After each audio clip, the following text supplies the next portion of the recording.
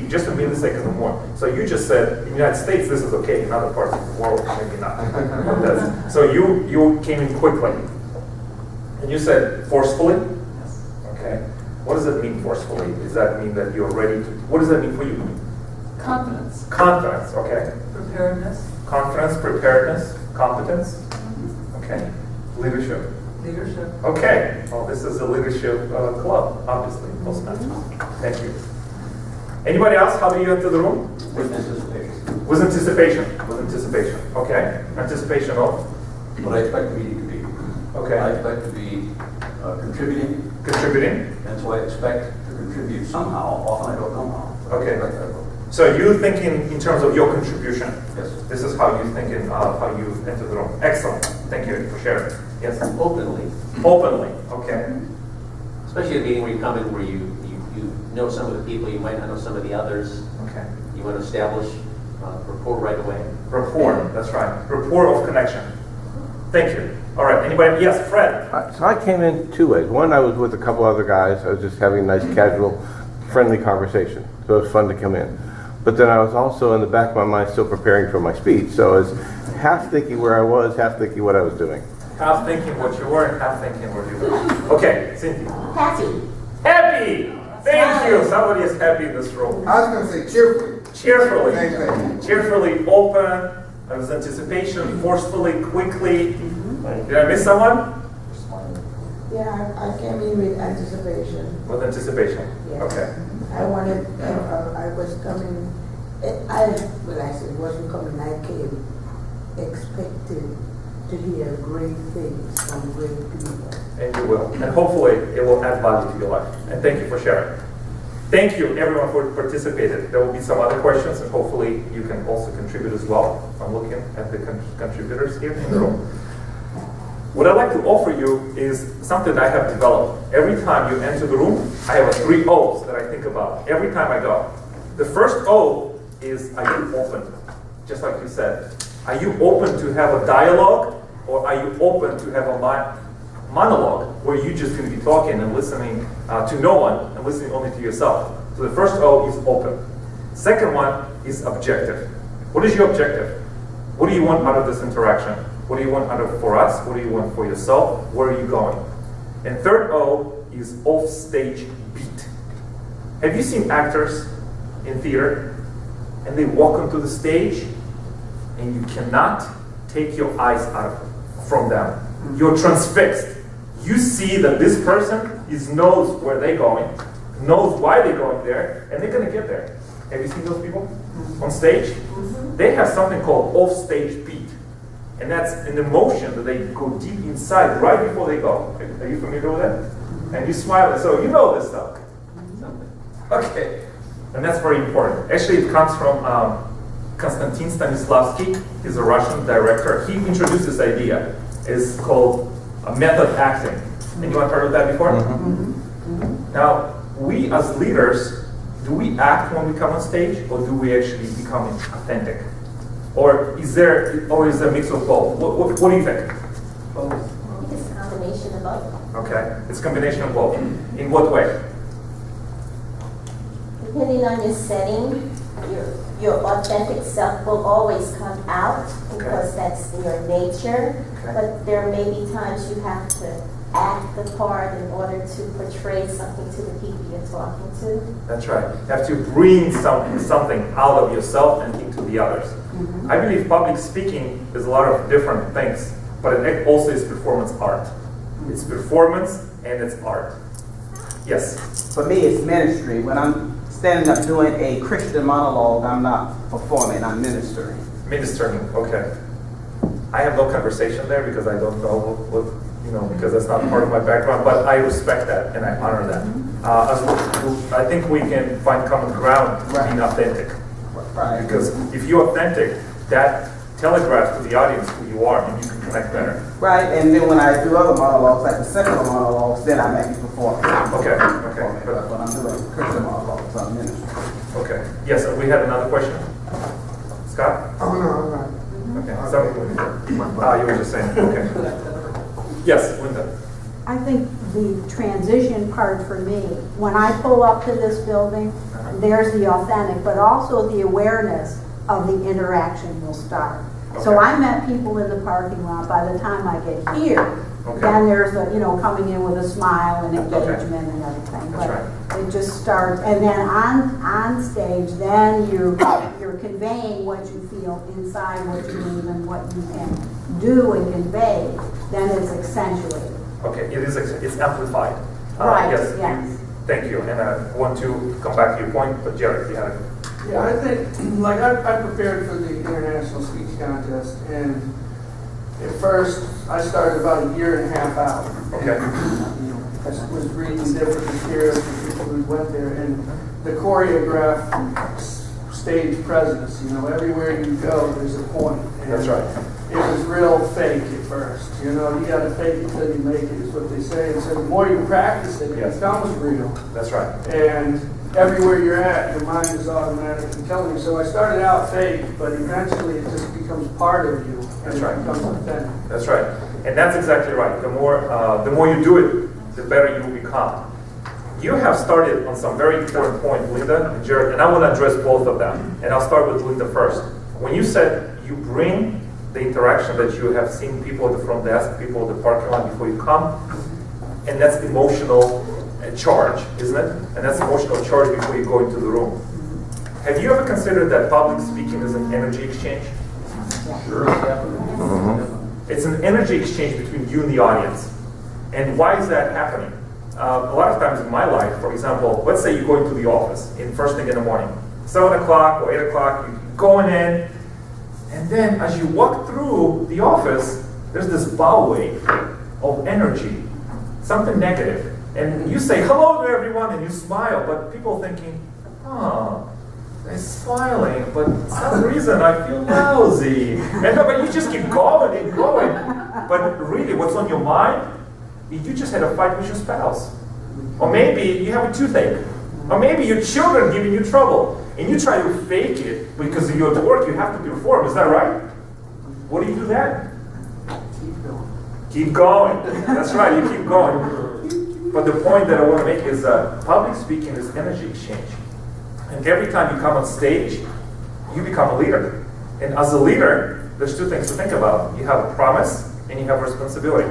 You have a promise that through your public speaking, you will take your audience to a different plane of thinking. And responsibility, you have to do it skillfully and elegantly. And that's what public speaking is for me. What is it for you? Speaking is selling. I saw that on your Facebook. Isn't that right? Okay, what else? What is public speaking for you? You're doing so good. Well, unless you're in the bathroom or in solitary confinement, you're always speaking in public. That's right. And you're always somebody else that you're speaking to. So, I mean, whenever you open your mouth, you're speaking in public. That's right. Every time you open your mouth, you tell the world who you are. And especially, it's amplified when you come on stage. As I'm giving the speech right now, what do you look at? Other than your phone, what do you look at? You look at my face, right? You look at my hands, you look at my body, you look at my gestures. Because this is the biggest, I had a chance to plug in my PowerPoint. Sometimes you have to have a PowerPoint, and if it's elegantly done, if it's visual and it ties the message, move the story forward, it's excellent. But if you rely on PowerPoint, I call it the death by PowerPoint. When you just have the clicker, you try to hide it like this, and like a PowerPoint. And sometimes, have you seen the dance between some speakers when they move like this? Oh yeah, this slide, I forgot. Oh my gosh. Well, the reason I say that because I've done it many times over. And I forgot actually what was on my slide. And it's something for everyone to think about. So as a speaker, you become a leader. And just like you said, you have an emotional charge. How do you manage that? And the reason I want to go back to method acting is before you go on stage, before any meeting, any big presentation, there is a hack or a strategy, a shortcut that I use. I think about a time when I was a winner, or something that I feel great. In fact, some of you may know that I competed in the International Speech Contest last year, 2015, and it took me to Las Vegas. And I had a pleasure and opportunity to work with a coach. Actually, I worked with many different coaches. One of the coaches was a certified hypnotist. And I took her to Las Vegas to Orlando and a few other places. And this is what we did. We just sat down. I sat across from her. She sat across from me. She said, Mark, let's imagine. And we closed the eyes, and she finally put me into this thing so I can get ready. She said, Mark, imagine you're on stage. You just give the speech of your life. But they see you, but they also see an actor. Who is this actor for you? And you think about it. What does it smell like? What does it taste like? What does the stage look like? How high are you off the ground? What is the color of the walls? And we did this for 5 to 10 minutes. Then we did the breathing exercises, and it worked every time. Do you do that? Do you have a pre-stage, pre-meeting ritual every time? Wilson, do you have something? Or anybody else has any kind of that they would like to share? In my first career, I was a performing musician. Okay. I learned as a young guy to visualize. Okay. And visualizing before performance, you don't visualize ever making a mistake. You visualize perfection. And so that visualization got me ready to be perfect. Now, nothing is ever perfect, but it certainly prepared me to be so. And I learned to practice without holding my instrument. Okay. I visualized the fingering, visualized the phrasing, visualized the whole thing without having a sheet of music in front of me or the instrument with me. Okay. But I improved in the seat of my car as I was visualizing the performance. That's actually is excellent. And anybody else does that for their speeches or anything else? Fred, you do the same thing? And I've seen that actually athletes do that. They actually, divers or anybody else, they actually go through the performance in their head over and over and over and over again. But I also think it's incomplete because you actually have to do the work. Because if you do the visualization, it only gets you up to the point. But if you actually don't do the work, nothing will happen. Well, you have to be at a certain level to Right. begin that visualization anyway. That's right. Because if somebody comes in the first time, you can't visualize your way through that first lesson. That's right. That's right. You know, it's interesting, I'll just interject something. Yes. What I've learned over my career is yours, and I've read and studied, that your subconscious mind really doesn't know the difference between something that's visually, vividly imagined and reality. That's right. So if you go through that process enough, you're doing it. You're just doing it in your mind. And it's just a question of the physical act, right? It takes, that's right.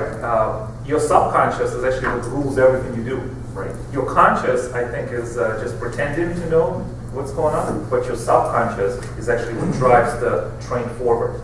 And that's, I believe into that as well. Thank you for sharing that. And I want to actually point out something very important, what you said. Do you ever feel that when you're going to present the speech of your life, or maybe a meeting, that you're going to gesture something, or look at somebody the wrong way, or position your behind to someone, not to anyone, but just, you do something different and it's going to ruin everything? Do you ever have this fear? No, probably you not. No? Do you feel like I'm not expressive enough, possibly, with your gestures? Do you think I could do more when I'm speaking from the audience? What kind of anxieties do you feel? I do that when I'm visualizing and practicing. And that's when I learn or think to myself, well, I need to do this differently. I picture myself turning my back to the audience and thinking, no, I can't do that at that point. Okay. Well, the reason I say that is it's very difficult to maintain your gestures or think about, okay, I'm moving my hand. What are the people thinking? Does that bring sense? Does it actually has purpose to the speech? And I say, don't think about it. In fact, outsource all your gestures and body movement to your subconscious. And that's what you have said in the beginning. What is your O? Are you going to come into the room open? Because if you open, your body will telegraph to the audience what you think about. Of course, you can do body, like you've seen Donald Trump. This is not a conversation of political, how to vote, but you have seen him. He's a genius. He opens up every time he speaks. What does it do? It tricks your subconscious. You may think about trusting this guy. Look at him. You open your palms. It's all in the palms of your head. If you feel small or you feel insecure, what do? You protect yourself. You make yourself smaller, and you close your heart. But I believe in public speaking, it's about leadership, but it's about connection. How do you connect? And it starts with being open. So before you go into the room, like before I came in here, in my car, it's like, okay, I'm going to be open. I'm going to say hello to everyone. I want to shake as many hands as possible. Because I want to breathe this energy out. And when I'm going to give a speech, I'm going to have my body open, just like that. Because we have an instinct. We've been taught, and as humans, we need to protect ourselves. But public speaking, you're exposed. You're vulnerable. You give yourself away. You give the gift of what you know. And I want to mention to you is be open. Because when you open, great things happen. Okay. Any other questions we have before we go? Yes, you have a question? Okay. Have you ever seen a speaker? Seen speakers. Seen speakers? Just coming around. Hey, how are you? Oh, okay. And then, jingle their head. Hello. And all coins in their pocket. That's distracting. Have you ever done that? Yes? Probably. Well, leave your keys and leave everything out. Or have you seen like tapping, or fidgeting, or playing with a pen? A lot of times when I've seen men especially, we don't know where to put the head. I'm a man, so I'm talking from a man's point. Women, it's a different conversation. And I've seen men do this type of gesture right here. You see this gesture? What are you hiding? What are you closing up? Or like over here? What are you hiding? It looks like you're in handcuffs. Okay, see, that's the truth for you. I mean, that's the story for you. Okay, that's What about this gesture? Okay, I love this gesture. I wonder what that means. I've seen people do this. A prayer hand. It's prayer hands. Oh, Prayer hands. Steeple. Steeple. Okay. You know what I call this gesture? Spider. Spider. Doing push-ups in the mirror. What? Are you kidding me? It means nothing. This gesture means nothing. Gestures by itself means nothing. Constellations of gestures, the way you move with purpose, that communicates what you feel and what you give. And that's why I say it's very difficult to think about your gestures. What kind of gesture I'm going to make? Am I going to pop some bubbles? Am I going to protect myself? I'm going to do something like this? Or I choose to be open. Because when you open, your heart, your emotions, they will show who you are.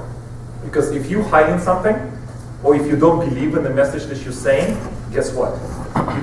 You're gonna actually be inauthentic, and that insecurity will leak out to the gestures inadvertently. And no matter what you do, because your subconscious is fighting within you, and it wants to communicate how it really feels. So don't think about gestures as a whole, but think about your attitude. What do you bring to the conversation? And I see that Fred is recording the speech, and I'm recording the speech myself. How many people here record their speeches every time and actually in coaching, not just in speeches, but the way they interact with people? I only did it once. Only did once. I'll never do it again. Never do it again.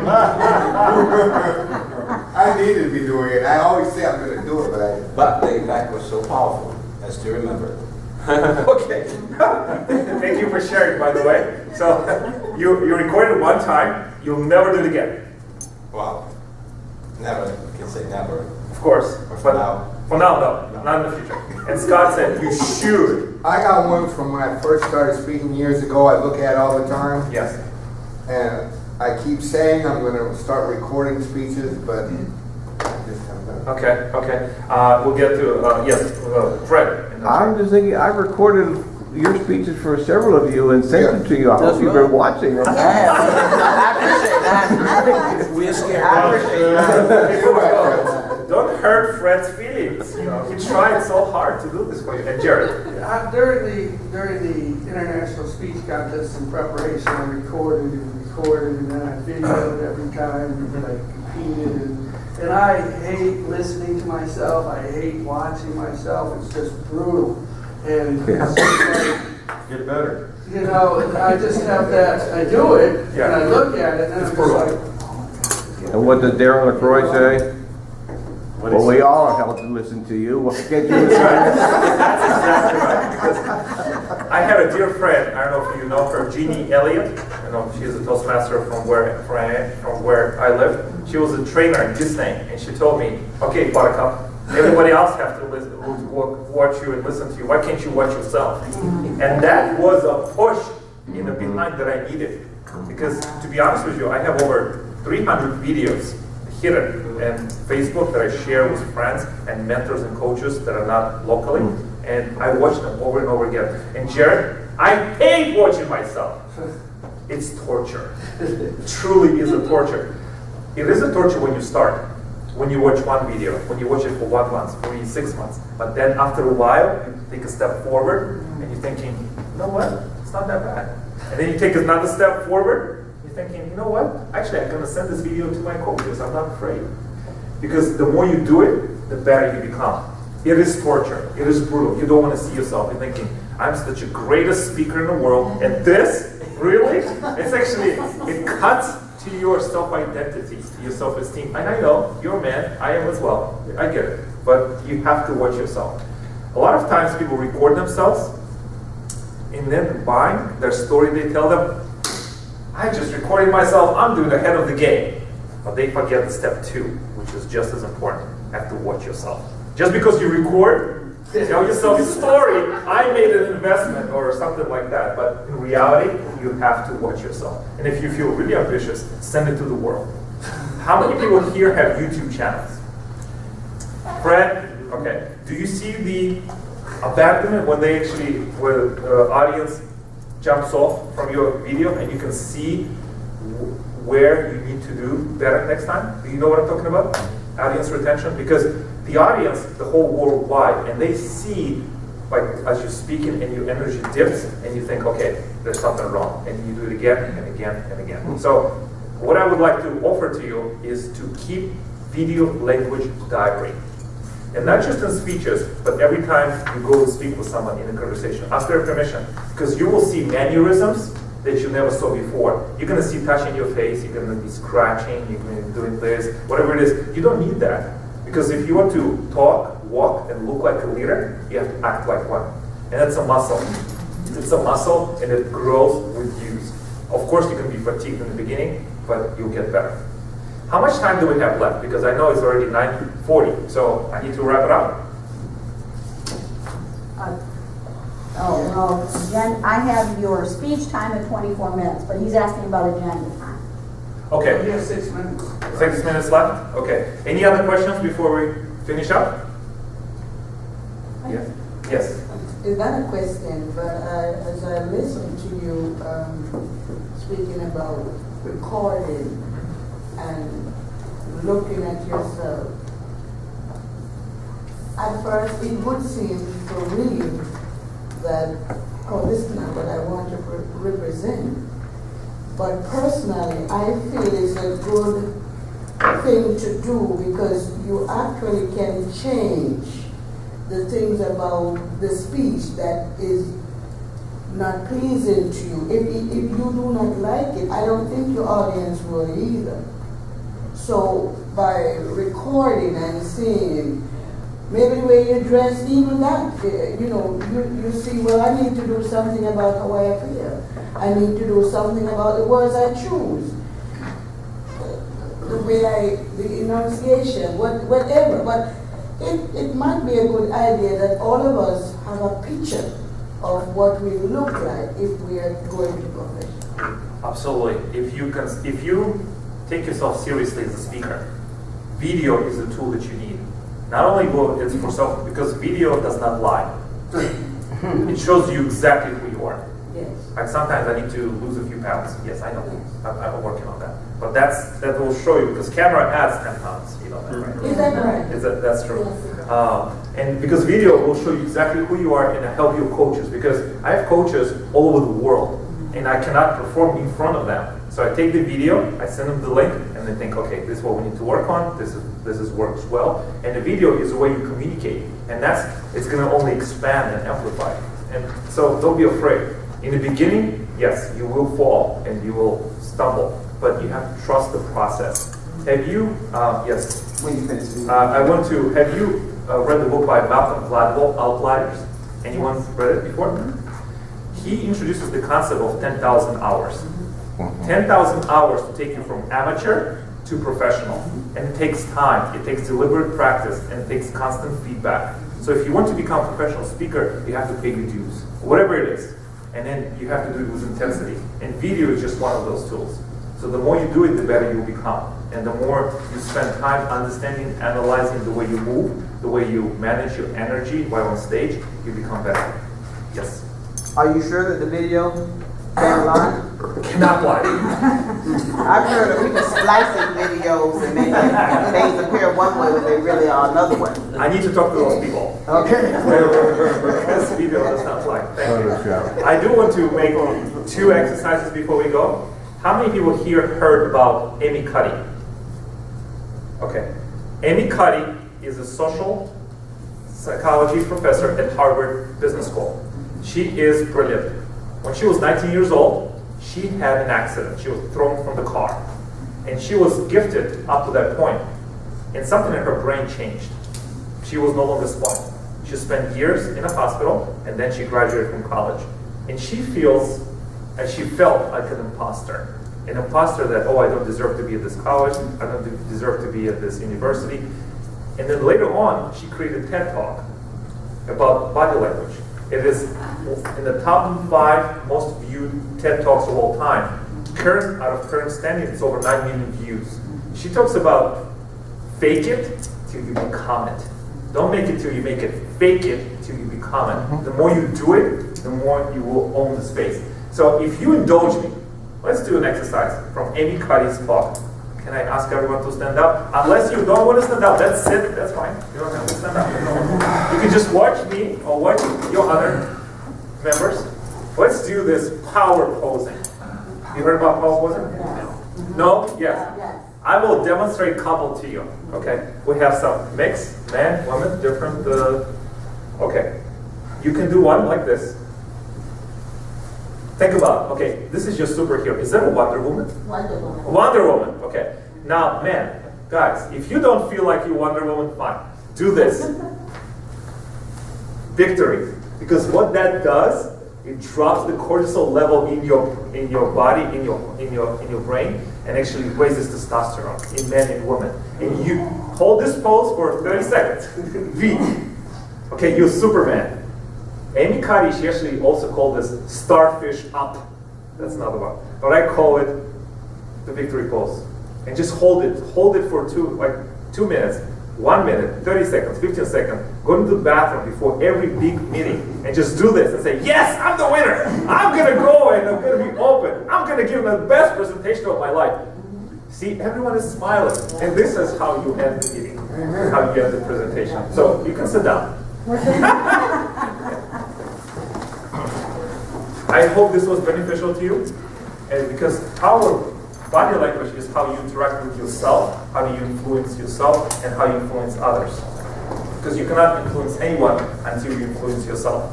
And I also believe that public speaking, at its core, it's magic. Isn't it? Yeah. Every time you come on stage, you can say one word, and you can change somebody's life. You can crystallize a feeling, a memory, a moment, and nothing will ever be the same. And for you as a speaker, before you go on stage in front of 5 people, 5,000 people, 500 people, you have million thoughts in your mind.